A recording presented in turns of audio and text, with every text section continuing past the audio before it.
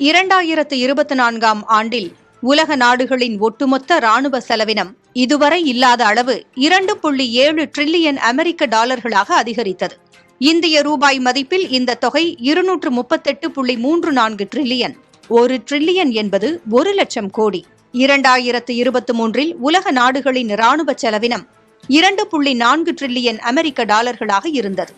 ஒரே ஆண்டில் சுமார் 257 பில்லியன் டாலர் அதிகரித்துள்ளது. கடந்த ஆண்டில் 100க்கும் மேற்பட்ட நாடுகள் ராணுவ செலவுகளை அதிகரித்துள்ளன. உலக நாடுகளில் அமெரிக்கா 997 பில்லியன் டாலர்களை ராணுவத்திற்கு செலவழித்துள்ளது. 314 பில்லியன் அமெரிக்க டாலர்களை ராணுவத்திற்கு செலவழித்துள்ளது சீனா. 2ஆம் இடத்தில் உள்ள சீனாவை விட முதல் இடத்தில் உள்ள அமெரிக்கா கிட்டத்தட்ட 3 மடங்கு அதிகமாக செலவழித்துள்ளது.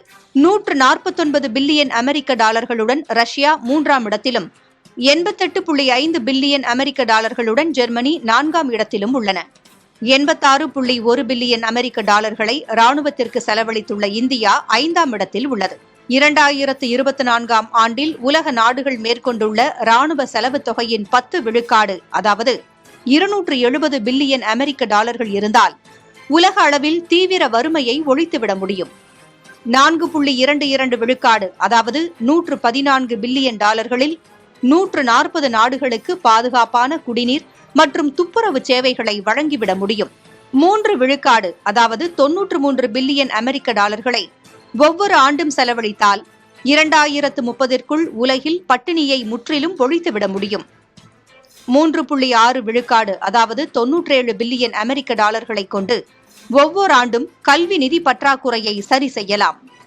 கடந்த 10 ஆண்டுகளில் உலகின் ஒட்டுமொத்த ராணுவ செலவினத்தின் 5 விழுக்காடு தொகையான 1.2 டிரில்லியன் அமெரிக்க டாலர்களை கொண்டு குழந்தைகள் ஊட்டச்சத்து குறைபாடு பிரச்சினையை முற்றிலும் களைந்துவிட முடியும்.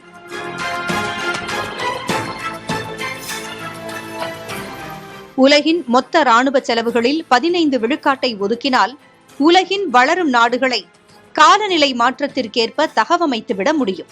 உலக நாடுகள் காலநிலை மாற்றத்தை எதிர்கொள்ளும் நடவடிக்கைகளுக்கான செலவுகளை விட 30 மடங்கு அதிகமாக ராணுவத்திற்கு செலவழிக்கின்றன.